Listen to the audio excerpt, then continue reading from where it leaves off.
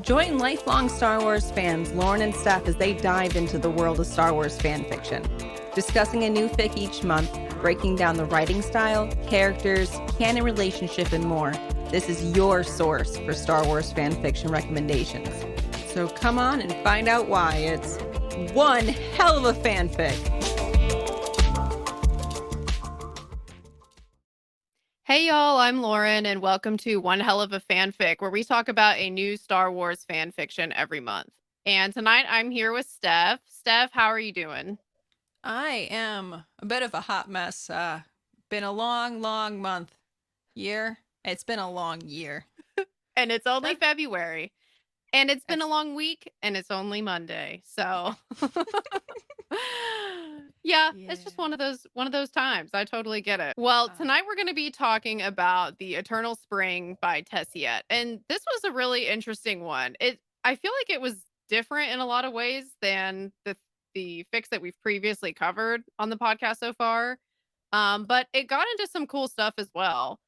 What were your like overall impressions of it? I really liked how in depth the author's knowledge of the actual Star Wars lore was, and it is one of those longer ones. It was about 59,000 words, which took me like 8 hours I think to finish, over many times. And yeah, we it's one that was different than the other ones. There was no romance except for one kiss, but And it was, I don't know if it was a very romantic kiss. it was not. It was like a rage kiss. Yeah. So our spice level was a big old goose egg. This one was canon divergent, which I think we've done one other that was, but this one truly was. It was completely canon up to a point, and that's where the story started, and it just diverted off of there completely. Instead of Padme dying, she doesn't die. And so that's kind of where, we kind of get that split and we get to see like an option of what could have been if she had lived. Right. The tropes in this one were found family. It was like the big trope here where we really get to see because Padme lives, where she finds family for her and the twins. Okay, author summary. So this is just the tag at the beginning of the fanfic that's written by the author. So it goes, in the end, she doesn't die. It's only that she feels like she might. Instead, she goes to Tatooine and she takes Obi-Wan with her. So short, sweet, to the point. That's kind of like where we're starting from. And kind of like where we're going to go from here and how they're going to deal with the absolute horrors that they just experienced. Steph, why do you think people should read this fanfic? I think that anyone who likes all of those little Easter eggs and like small little references to something deep into the lore somewhere else, and anyone who enjoys those would enjoy this fan fiction. How about you? Yeah, I definitely agree with that. And the lore that it gets into is interesting because not only does it incorporate some canon lore, but it also incorporates a lot of lore that it sounds like has been contributed to over time by other fanfic authors. Like I know like some of the Tatooine mythology and things like that is something that the fandom has created. And so that's something that's really unique is this fanfic, it almost has its own canon, if that makes sense, because it fits in with other fanfics that are sort of following similar background in terms of some of the details that we get into. So I thought that was really special about this one. In addition to that, I really like how this is an opportunity to explore like one of those many ways that it could have worked out if Padme had actually received correct medical attention. I thought it was funny how at the very beginning of the fanfic, it's like she doesn't die because no one dies of a broken heart. And it's like, Yes. yeah, okay. Thank you. Thank you for, someone said it and kind of like seeing where that could go if we didn't have that roadblock there. So that's what I really liked about this one. We are going to move into our typical 5 categories that we like to get into when we talk about our fan fictions. So in a nutshell, we're going to cover canon, writing, characters, reactions, and our favorite scene at the end. And so starting off with canon. So as we mentioned, it's canon divergent. So even though there's some commonalities, we've got some big differences, obviously, with Padme being alive and kind of seeing like what kind of position she's being put in with the massive betrayal of Anakin, which I even feel like that's an understatement. But how is she going to deal with something like that earth shattering? And so that's where it diverts. But Steph, what did you think about the writing on this one? Like I said before, the author is fantastic in her deep dive knowledge of the Star Wars lore and the ability to explain all of it. Everything down to every piece of a stormtrooper helmet and the names of it and the parts of the armor and what connects to what and how one of the characters breaks it down. It's very descriptive. And another thing that I really like is the author's ability to portray true kind of human emotion and how we all kind of react to things. When there's one scene where Padme is upset and she doesn't know what's like what to feel, and she's just had babies, and she's lost the love of her life out of this betrayal, and the world is kind of falling to pieces. And then she's got to like help pick Obi-Wan up because he's basically just like gone into himself. He's pulling like a Luke Skywalker later on, or a Yoda, whatever you want to call it, where they just kind of like give up.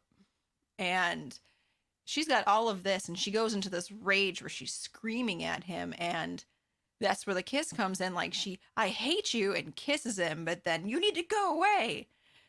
All of these things are that tide of emotion that sometimes we all have to deal with, but we don't often see it written into fan fiction. Normally we kind of get this like beautified version of how emotions are. But this was real and in depth.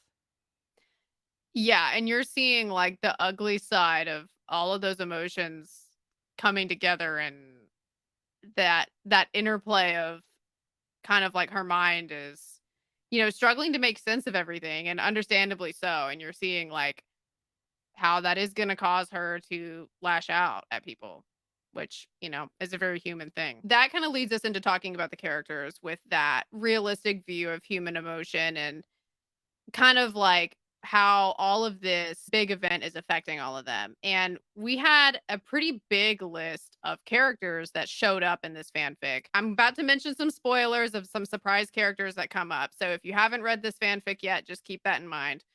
But so we have Padme, of course, baby Luke and Leia. We have Owen and Beru.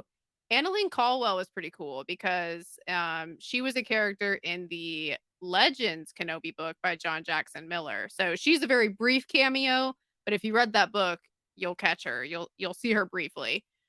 We also have Corky, who is a Kenobi in this fic. We also have Boyle the clone, Rex, very briefly. Vader in one scene during an encounter with Kenobi. We have Bo-Katan, we have Force Ghost Qui-Gon, and we also have Obi-Wan's original family from before he joined the Order. So that's we've got a big cast of some big characters. Some of them we spend more time with than others, but it's cool to get to see like all of these, well-loved, well-established characters coming in the same fic. Did you have any like reactions to the fic as you were reading it? Well, I am going to say I was super excited that they have very quickly with Corky started to reference that his father doesn't know who he is, and his aunt is really his mother. And we start to see it in the beginning where the author kind of starts to drop little breadcrumbs, so we get to see that mystery kind of unveil itself as we go along in the story, and it that ends really rather satisfying. At other times I was a bit confused because of the way the author writes it, but that mystery aspect was a bit too much for my brain to fully process. At times it would be in one part of the scene and like something would shift, and then it takes you a little bit to like catch up to what happened. It's interesting because at times I feel like this fanfic has the action is kind of small action. Like we have like scenes of Padme like tending the garden and things like that. But at the same time, even though parts of it are very much like kind of about like home life and not like that big crazy action that we're a lot of times expecting in Star Wars, we also do get other times where it's like, "Whoa, what just happened?" It kind of like has both in this same story. Yeah. It moves very fast at times. Yeah, so that pace change, sometimes it does kinda catch you off guard, so I get what you mean. What was your favorite scene out of this whole fan fiction? I gotta say Qui-Gon Force Ghost. I can't not say Qui-Gon Force Ghost, and I was just really moved how throughout this fanfic, there's a time where Obi-Wan is feeling very kind of like, um he's kind of having a hard time figuring out what he needs to do. And that was one thing I liked about this is not only do we see Padme in a position of what is she going to do now, we also see Obi-Wan in that position where what does this mean for his character if his duty isn't to protect Luke? What he ends up doing for a time is he tries to continue his Jedi mission of finding the Sith and kind of like doing what he would have done if he was still in the order. And then once that doesn't work out, and he ends up going back to Tatooine and he's kind of figuring out what he wants to do. He decides maybe I'll join the rebellion. Once Corky's talking about the rebellion, he's going to go with him. And then Corky's like, you need to stay here. Like, I'll go out and do this. You've done your time. Like, your place clearly is here. And so, having seen Obi-Wan go through that whole journey, and then at the end, when we have this scene with Qui-Gon, which is my favorite scene, I just had to give that context. When we have that scene with Qui-Gon, and Qui-Gon is like, I'm so proud of you, and I've been watching you all this time, and this is exactly where you're supposed to be. The Force is with you, the Force has been guiding you.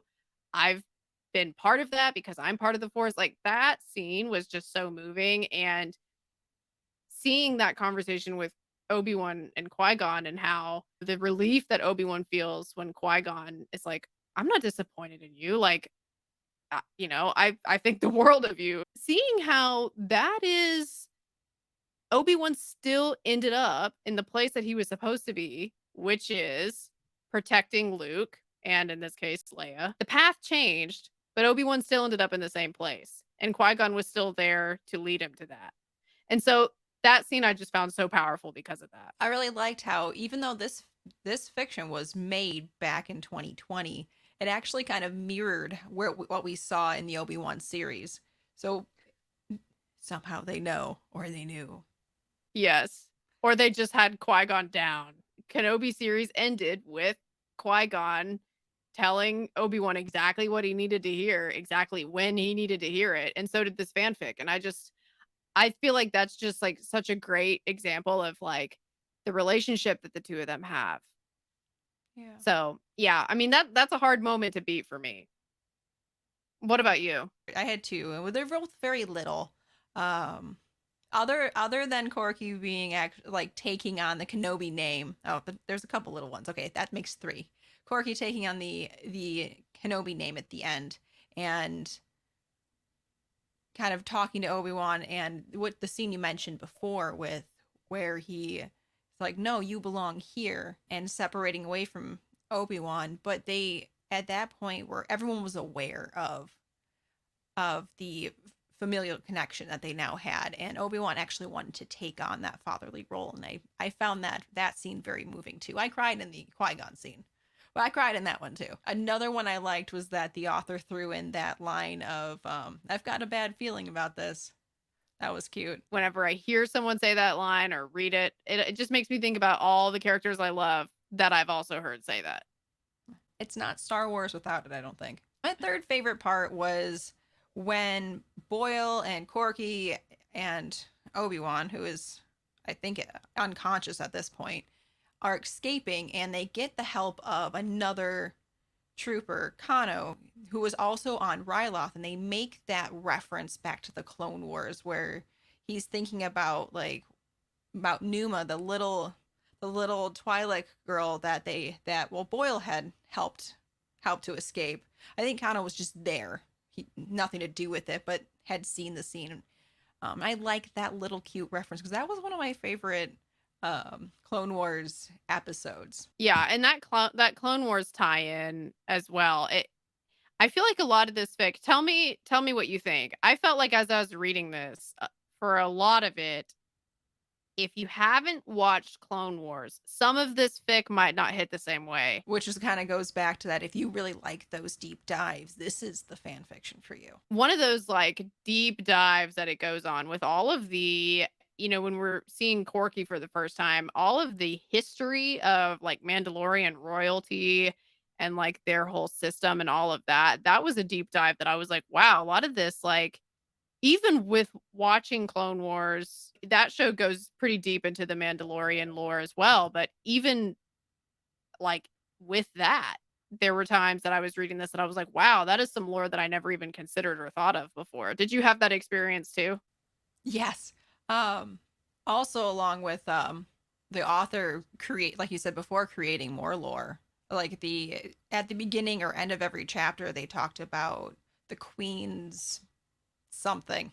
I'm forgetting the name of it now, but they had created this whole book of lore that they were basing some of it off of. And that's like I just find that so cool because it's like not only did they write this story, but they also went super deep into like all of the context that's feeding into the story as well.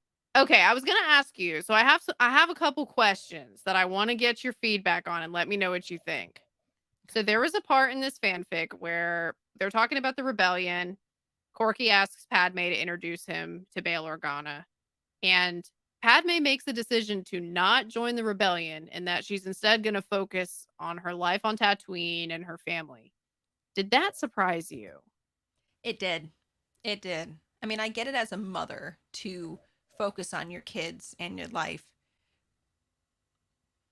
but that part really surprised me. I don't feel like in the actual universe that would have happened that way, because if we look back into the Clone Wars, she jumped right into everything. And yeah, she has kids, but they're also kind of living in squalor. And I mean, they have a cute life for themselves with a garden and everything, but they're still Squalor hunting. in their adorable little Tatooine cabin with their garden? I was One picturing it bed way and differently, apparently. well, the way they explained it, there was one bed that her and Obi-Wan had to share. Said so instead, Obi-Wan slept in a corner next to the heater, and they just kind of put the babies in drawers or something. Yeah, Um, my vision was like a much more like quaint vision than what was described probably. yes, they're like the door doesn't exist, so we have put like a curtain. It's like, oh, that's gonna keep out the bad guys for sure. That's gonna keep out the bad guys, yeah. Oh my So I gosh. mean, personally, if I was her, I would be taking my children out of there as soon as possible. See, okay, yes. Um, but it almost I don't know. I kind of I might disagree with you a little bit because I almost felt like she got into the Tatooine life eventually, I felt like. Like when Yeah, she's like shooting the womp rats and bringing them to the store to like sell them. Like I almost felt like okay, it was hard work and it was a hard skill that she had to learn how to do, but she almost seemed like she kind of got into it, at least to me. absolutely. Yeah, like once more, the author has like went in depth in describing all of that, and it really helps to make you have that feel that like she had like in everything else she does, she exceeded expectations. She was field dressing rats out in the out in the dunes, and I don't know what she did with the kids half the time. That part confused me too, but like I think it does mention her like strapping them onto herself and taking them with her. tandem carrying Yeah. or tandem baby wearing as we call it these days. Yeah. I I've will done say that. It's though not fun. yeah, that sounds hard. I will say though that like okay, I was surprised that she didn't join the rebellion because of course like you, like when I think of Padme, she gets involved in these things. But when she was explaining how like she blamed herself for what happened to Anakin and she felt like that this was all her fault and she's like, I kinda did my kind of like what Corky says to Obi-Wan. I kinda did my time in a way, and so now it's time for me to, like, shift my focus and focus on my family that needs me. And so the way that she explained it, I was kinda like, "Okay, I could see that." Even though I was initially surprised, I kinda came around. It's one of those things that could go either way, I think. But, okay, my next question for you, in the beginning of the story, before Obi-Wan leaves for when he leaves for a while and that whole little chase happens of them trying to track him down. Before that, that big fight that him and Padme have, and she is just, like, furious at him, and I have to say, I thought that the utilization of the line, "I hate you," was, like, really, really that struck me because, she's, like, screaming at him, I hate you," just like Anakin did, and I was like, "Man, that's crazy. That's a crazy image to think about," but okay, anyway, that's beside the point. But when she's doing that, do you think that she was taking her anger in him, like, too far, or do you think she was justified in how she was frustrated with him? Oh, it was way too far, and I don't think he deserved much of anything. Yeah, he was like not helping, like in some ways. Like he could have been more emotionally available, emotionally like there, or held more space for her. But she was going through a lot, like having just given birth and moved to a desert planet, having no experience whatsoever, and then having to like fight to eat and no water. Like that's a lot of stress on one's body. And so I understand where it all comes from, but it was just way too much. Yeah, I agree. That was kinda how I felt too, especially because, like, sh there was a moment where she was kind of like there's a moment where she's looking at Obi-Wan and she's kind of, like, reflecting on what his life must have been like, where she does seem to have, like, a lot of empathy for Obi-Wan, but there's other parts in the story where she doesn't seem to fully internalize the fact that Obi-Wan has just been through something super, super terrible as well. Like, he was just betrayed by the same person that you were in an extreme way that was like his closest person in the world. And so he also is going through hell right now. And yes, I mean, it is frustrating when you're like, please talk to me. And the person like won't talk to you. And that drives you a little crazy. I get that. But at the same time, it's like, uh, if he is bad at talking about his emotions on a normal day, he's not going to be able to do it now during this crisis. Yeah. So I did feel kind of bad for him when she was like yelling at him. I also felt like, oh man, I have been on both sides of that. Oh boy. Right. Yeah, there's some moments where you're like, I can relate to this feeling. Did you see it coming where we found out that Corky is force sensitive? I wasn't surprised. I was surprised that he was like, I'm going to take the Kenobi name. That surprised me because that's putting a big target on your back. Goes to show, like, that's how important it is to him. Were you surprised that he was force sensitive? I I was and wasn't. Like I mean, what you're saying is it, I had that same feeling, but I hadn't seen it coming. Up until that point, I was just confused. Like when they went to go find Obi-Wan, like him and Boy wants to go find him. So somehow they just magically knew which building to go into and which door and which hallway to go down. And like it didn't click in my head at all that like, oh, it's probably because he's got, force sensitivity and he can find his father who he has a deep connection to, but Obi-Wan does not reciprocate. It just didn't hit me. It didn't hit me the same way. And I was like, "Oh, that puts some dots together." Yeah, that makes sense. Like, kind of like dropping those little hints. And then at the end, once it's revealed, then you're like, oh yeah, now, now that's computing because, because of what I read earlier and didn't think about at the time. I'm sure with another read through, a lot more things will come up. I'm actually probably pick up a lot more too because there's so many references to things and little things that happened here and there that just there was a lot. And speaking of a lot, another little detail that I saw, do you the author mentioned that Qui-Gon had worked at like a horticultural thing or something or had Obi-Wan. Is that anywhere in canon? And that's why he knew he had made Obi-Wan learn how to tend seeds.